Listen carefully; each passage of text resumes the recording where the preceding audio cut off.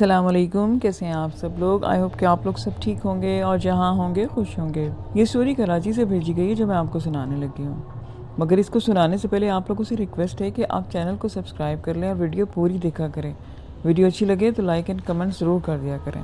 اچھا، آپ کہانی کی طرف آتے ہیں۔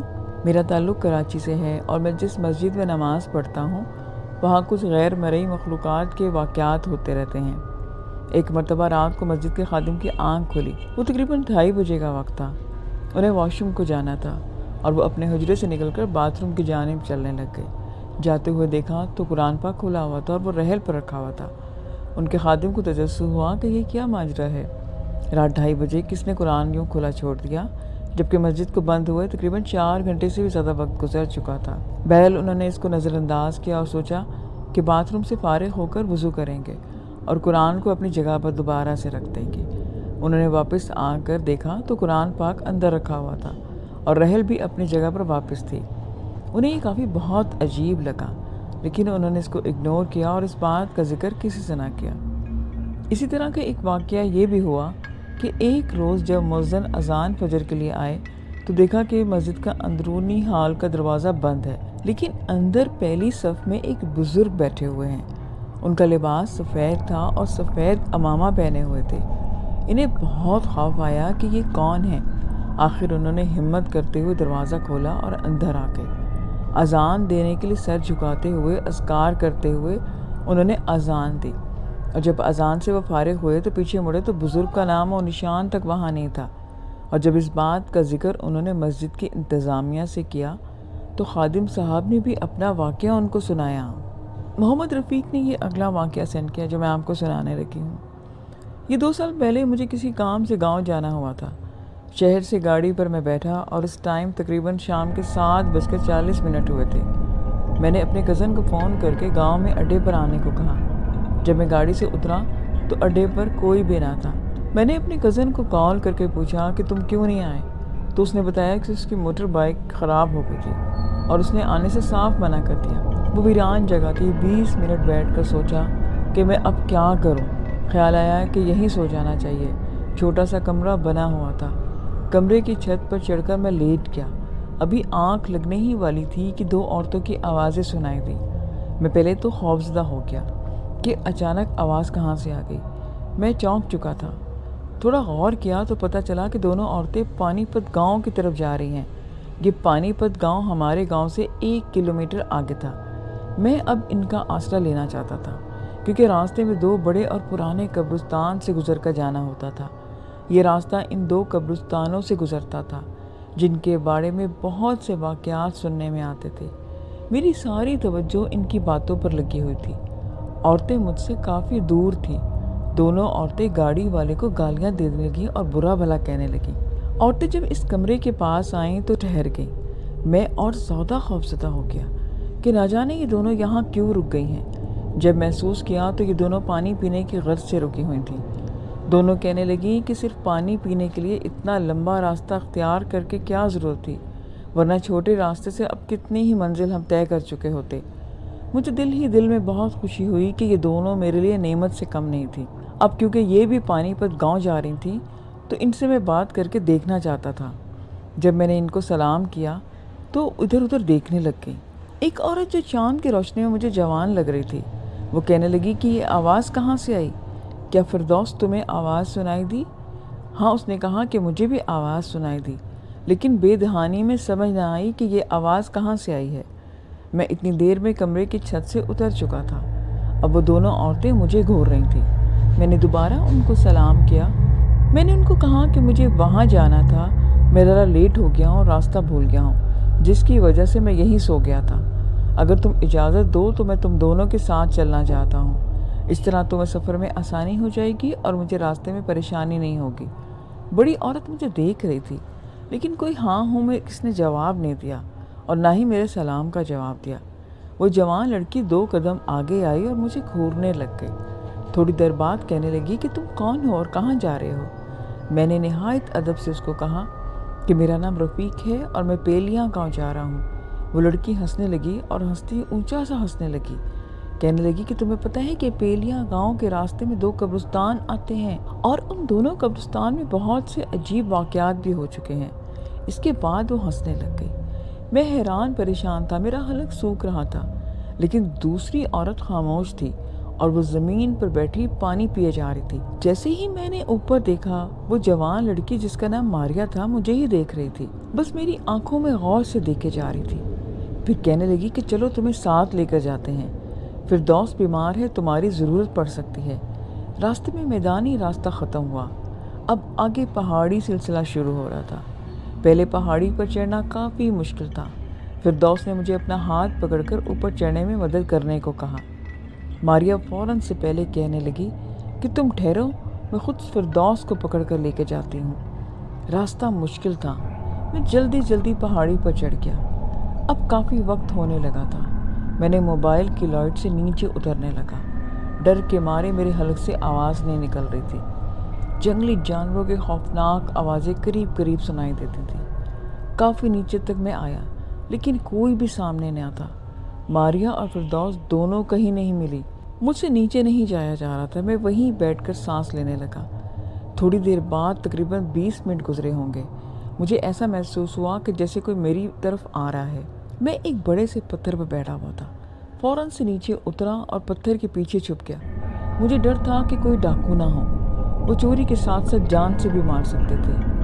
چاروں طرف اندھیرا ہی اندھیرا تھا، اوپر سے میں پہاڑی کے درمیان میں تھا۔ تھوڑا بے دہانی کیا کرتا، بڑی سی میں کھائی میں گر جاتا۔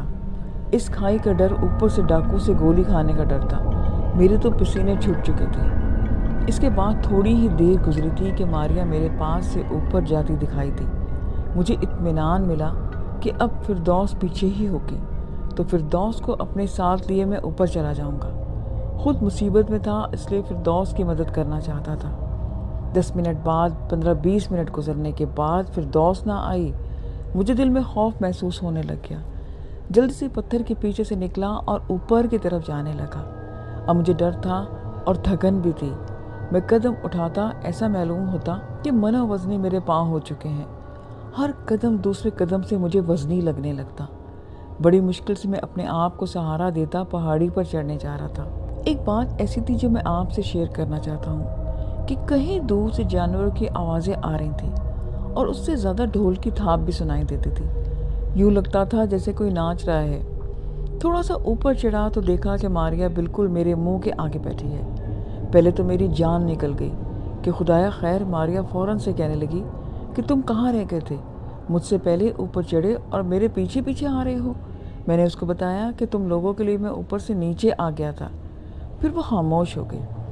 جیسے ماریا کے پاس سے میں گزرنے لگا تو مجھے کہنے لگی کہ تھوڑا یہاں بیٹھو، میں تھک گئی ہوں۔ میں نے کہا کہ یہاں بیٹھنا کہاں جاتا ہے، اتنا تنگ رستہ ہے اور پھر پتھر بھی بہت نوکیلے ہیں، ایسا لگتا ہے کہ جیسے بندہ کانٹوں پر بیٹھا ہے۔ میں آگے ہو کر اوپر چڑھنے لگ گیا۔ میرے پیچھے ماریا آ رہی تھی۔ نہ ماریا کی مجھ سے بات کی اور نہ ہی میں نے ماریا کو کچھ کہا۔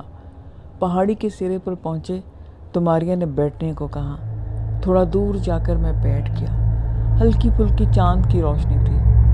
دور سے پہچان کرنا مشکل تھا، لیکن اندازہ ہو جاتا تھا کہ کوئی بیٹھا ہے۔ ماریا لیٹ کی اور کہنے لگی کہ اس کے سر میں شدید درد ہے۔ آواز سنائی دی، خوف کے مارے میرا برا حال تھا۔ میں نے چھپ کر موبائل نکالا۔ رات کے 12:45 بج رہے تھے۔ میں نے اپنے موبائل کی برائٹنس 0 پہ کی اور جیب میں ڈال لیا۔ اب مجھے فکر ہونے لگی کہ فردوس ابھی تک نہیں پہنچی۔ دل ہی دل میں سوچتا رہا کہ آخرکار پوچھ لیا کہ فردوس نے اوپر آنے میں اتنی دیر کیوں لگا دی، ابھی تک تو پہاڑی چڑھ جانا چاہیے تھا اس کو۔ ماریا کے جواب نے میرے پاؤں تلے سے زمین نکال دی، کیونکہ ماریا کا جواب دل دہلانے والا تھا۔ وہ کہنے لگی کہ وہ چلتے چلتے نیچے کھائی میں گر گئی۔ میں نے چونک کر کہا کہ وہ کیسے؟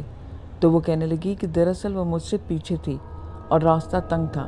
میں پہلے گزر گئی اور جب وہ گزرنے لگی تو اس کا پاؤں پھسلا اور دیکھتے ہی دیکھتے وہ کھائی میں گر گئی۔ بتانے لگی کہ یہ کھائی اتنی بڑی اور اونچی ہے کہ اب اس کا بچنا ناممکن ہے، اس کی ہڈیاں پسلیاں ایک ہو گئی ہوں گی۔ میری آنکھوں سے آنسو آنے لگے، میں اونچا رونے لگ گیا۔ مجھے ایسا لگ رہا تھا جیسے میرے گھر کا کوئی آدمی مر گیا ہے۔ میں روتا رہا اور جب رو رہا تھا تو مجھے دوبارہ سے ڈول بجنے کی آوازیں آنے لگی۔ अब ढोल पहाड़ी के नीचे की तरफ से सुनाई दे रहे थे। मैं दिल में डर चुका था।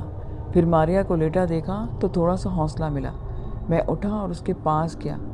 इसको कहने लगा कि चलो जल्दी करो, जल्दी चलते हैं, अभी बहुत सारा लंबा सफ़र बाकी है। वो थकी हुई आवाज़ में कहने लगी कि यहाँ मेरे पास आओ, मुझे पकड़ कर उठाओ, मुझसे उठा नहीं जा रहा। मैंने इसको उठने में मदद की और फिर दोनों साथ साथ चलने लग गए।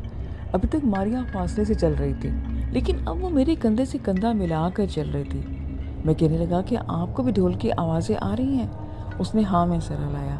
फिर मैंने पूछा कि यहाँ आस पास आबादी है? अब की बार उसने ना में सर हिलाया। मुझे ऐसा महसूस हुआ कि जैसे मेरा हाथ छूने की कोशिश कर रहा है। मेरे हाथ से मारिया का हाथ टच हो रहा था, लेकिन मैं यकीन से नहीं कह सकता, मगर कोई चीज़ ज़रूर थी जो दूर से 3-4 बार मेरे हाथ पे टच हुई थी। मारिया कहने लगी कि अब इस नाले के करीब कब्रिस्तान है।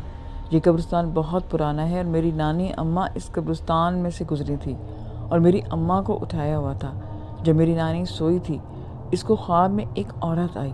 नानी सुबह घर वालों को अपना ख्वाब ज़रूर सुनाया करती थी। एक दिन नानी ने घर वालों को बताया कि औरत मेरे ख्वाब में आती है और एक उसका लिबास सफ़ेद है और दोनों हाथों की जगह पे पर हैं और वो पंख की तरह खुले हुए हैं, यानी जैसे बड़े परिंदों के होते हैं। ये बात सुनकर मुझे हैरानी हुई। और मारिया, तुम्हें रात को ये बात करते डर नहीं लगा? तुम्हारी बातें सुनकर तो मुझे खौफ आने लगा है, मगर तुम नहीं डर रही। तो मारिया ने मुझे देखा और कहने लगी कि नहीं, तो मुझे डर नहीं लगता। मैं और मेरी अम्मा यहाँ से कई बार गुजरे हैं। बातें करते करते हम आ रहे थे, बिल्कुल मेरे सामने कब्रिस्तान आ गया। वहाँ बहुत सारी कब्रें थीं और दरमियान से रास्ता होकर जाता था। मैंने मारिया को कहा कि कब्रिस्तान के बाहर से कोई रास्ता जाता है तो हम वहाँ से चले जाते हैं, लेकिन जवाब में उसने सर हिलाया कि नहीं, यहाँ कोई रास्ता नहीं। कब्रिस्तान में बिल्कुल खामोशी थी। हर तरफ कब्रें ही कब्रें थी। कुछ कब्रें चमक भी रही थी।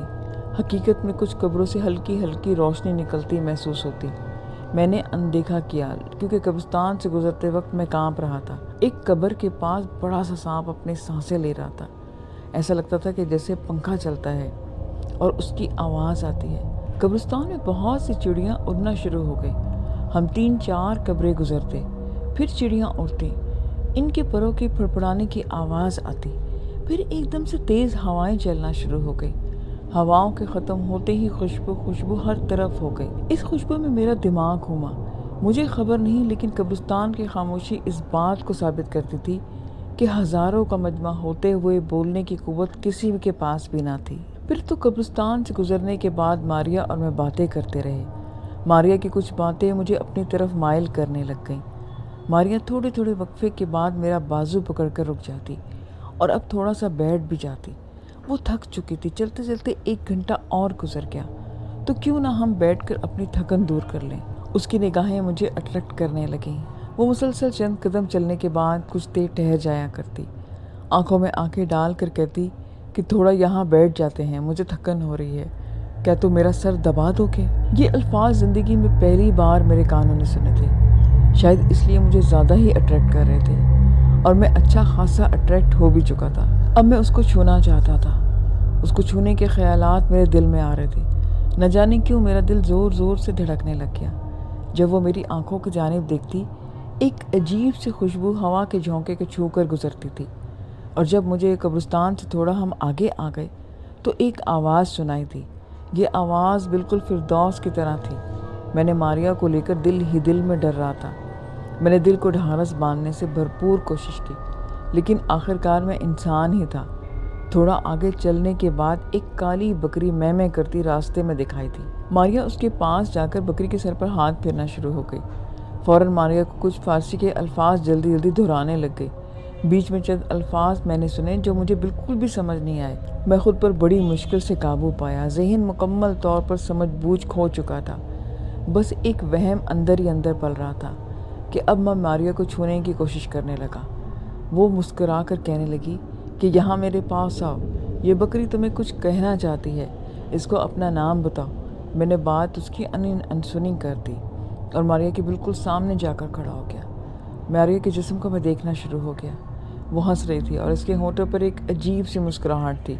उसने अपनी आंखें झुका ली और शर्माते हुए कहने लगी कि आप मुझे अच्छे लगने लगे हैं। मैं चाहती हूँ कि आज की रात तुम्हें अपने पास ही रोक लूँ। मैंने उसे पूछ लिया कि तुम पेलिया गांव से आगे जाना था? مجھے یہاں روکنے کی بات سمجھ نہیں آئی۔ وہ ہنسنے لگی۔ وہ میرے پاس آئی اور میرا ہاتھ پکڑ کر اپنے ہاتھوں میں لے لیا۔ وہ بار بار میرے ہاتھ پر ہاتھ پھیرتی اور مجھے چومتی۔ میرا دل زور زور سے دھڑکنے لگ گیا۔ میری نظریں ماریا کے پاؤں پر پڑی، پر مکمل اندھیرا تھا، یا پھر میری چھاؤں کی وجہ سے مجھے پاؤں نظر نہیں آ رہے تھے۔ میں نے سن رکھا تھا کہ یہاں ایک عورت نما چڑیل مردوں کو بھٹکا کر ان کا دل نکال لیتی ہے۔ مجھے ان باتوں پر اتنا بھروسہ نہ تھا، بس قبرستان کا ڈر میرے دل میں تھا، ورنہ باقی کوئی خوف نہ رہا تھا۔ بکری چلنے لگی۔ ماریا بھی ہاتھ میں ہاتھ ڈال کر مجھے ساتھ چلنے کو کہنے لگی کہ رفیق دیکھو، چاند کی چاندنی اور ہم دونوں کا اس طرح مل جانا تمہیں اتفاق نہیں لگتا؟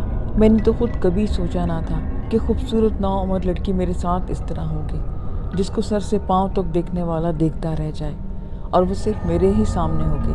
ایسا لگ رہا تھا کہ جیسے ماریا میری سوچوں سے واقف ہو۔ اب میں اس کے ہاتھ کو مضبوطی سے پکڑ کر کہنے لگا، ماریا تمہیں دکھ نہیں ہوا کہ فردوس کھائی سے گر کر مر گئی ہے؟ تو اس نے میری بات کا کوئی جواب نہ دیا۔ اس بات میں ماریا کو کوئی بھی انٹرسٹ نہ تھا۔ میری بات سن کر اس نے سنی انسنی کر دی۔ پھر میں نے ایک اور بات اس سے پوچھی کہ تم اتنی خوبصورت ہو، کیا تمہیں کسی سے محبت ہوئی؟ تو وہ کہنے لگی کہ مجھے جس سے پچھلے 8 سالوں سے محبت ہے، وہ ہاتھ میرے ہاتھوں میں ہیں اور میں یہ ہاتھ کبھی نہیں چھوڑوں گی۔ رفیق میری بات غور سے سنو، مجھے چھوڑ کر بیچ راہ میں بھاگنا مت، ورنہ یہاں سے تمہارا زندہ جانا ممکن نہیں۔ میں نے یہ بات سنی اور ہنسنے لگ گیا۔ میں دل میں سوچ رہا تھا کہ اگلا قبرستان خیریت سے گزار لوں، اس کے بعد میں اس سے کچھ باتیں کروں گا اور ساتھ ہی اس کو کہوں گا کہ میں تم سے شادی کرنا چاہتا ہوں۔ وہ بہت ہی خوبصورت لڑکی تھی۔ اب بکری غائب ہو چکی تھی اور نہ بکری کی میں سنائی دیتی تھی۔ تھوڑا آگے چلنے کے بعد میں نے اپنا فون نکالا۔ ماریا فون کو حیرت سے دیکھنے لگ گئی۔ وہ مجھ سے پوچھنے لگی کہ تمہارے ہاتھ میں یہ کیا ہے؟ میں نے اسے بتایا کہ یہ ایک فون ہے۔ اتنی دیر میں ہم دوسرے قبرستان کے قریب پہنچ چکے تھے۔ یہ قبرستان انگریز کے دور کا بہت ہی پرانا قبرستان تھا۔ برصغیر میں جب کم ہی قبرستان ہوا کرتے تھے اور اپنے شہید فوجیوں کو وہ یہاں دفنایا کرتے تھے۔ ان لوگوں کا کہنا تھا کہ یہاں پر ایک بزرگ کی بھی قبر ہے۔ کچھ لوگ کہتے تھے کہ یہاں وقت کے کتب سے ملاقات بھی ہوئی تھی، یعنی اس قبرستان میں اللہ کے نیک لوگوں کے سینکڑے قصے سننے کو مل چکے تھے۔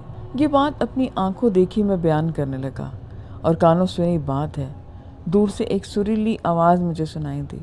تھوڑا توجہ سے میں یوں لگا کہ جیسے قبرستان میں تلاوت قرآن پاک ہو رہی ہے۔ دور سے کوئی آدمی نظر نہیں آ رہا تھا، لیکن آواز صاف سنائی دے رہی تھی۔ یہ آواز ایک آدمی کی آواز تھی، سورہ یاسین کی تلاوت کر رہا تھا۔ کیونکہ مجھے سورہ یاسین یاد تھی تو سنتے ہی میں پہچان گیا تھا۔ میں کیا دیکھتا ہوں کہ ماریا کا چہرہ اترا ہوا تھا، لیکن زیادہ توجہ میری قبرستان کی طرف تھی۔ میں اس کو اگنور کر گیا۔ قبرستان وہ بہت ہی بڑا قبرستان تھا۔ اس قبرستان کے عین سینٹر میں راستہ جا رہا تھا، اور اس راستے میں ایک نلکا بھی لگا ہوا تھا۔ مجھے بہت زیادہ پیاس لگی تھی۔ میں یہاں وہاں نلکا دیکھنے لگ گیا، کیونکہ میرا یہاں کئی سالوں سے آنا نہیں ہوا تھا۔ 4 کلاس کا میں طالب علم تھا جب پیلیاں گاؤں چھوڑ کر ہم گئے تھے۔ اس کے بعد گاؤں کی طرف آنا ہی نہیں ہوا تھا۔ میں نے ماریا کو کہا کہ یہاں پر ایک نلکا لگا ہوا کرتا تھا، اور ایک قبرستان کے مغرب کی سائڈ پر ایک کنواں بھی ہوا کرتا تھا۔ وہ کہنے لگی کہ کنواں تو بند ہو گیا ہے، کسی جوان لڑکی نے وہاں خودکشی کی تھی، اور 2 دن تک اس کی لاش کنویں سے لٹکی رہی، جس کی وجہ سے گاؤں والوں کو مٹی سے کنویں کی بھری لاش ملی۔ نلکا قبرستان میں ابھی بھی موجود ہے، لیکن ہم دونوں اس نلکے سے پانی نہیں پیتے، بلکہ کچھ قدموں کے آگے ماریا کی پہچان کے لوگ رہتے تھے، جو اب گھر چھوڑ کر جا چکے ہیں۔ وہاں کوئی بھی اب نہیں ہوتا۔ چرپائیاں اور کچھ سامان پڑا ہے، وہ ہم سکون سے چند گھنٹے گزار لیں گے۔ میں اگر چاہتا بھی تو خود کو اس سے دور نہیں کر سکتا تھا۔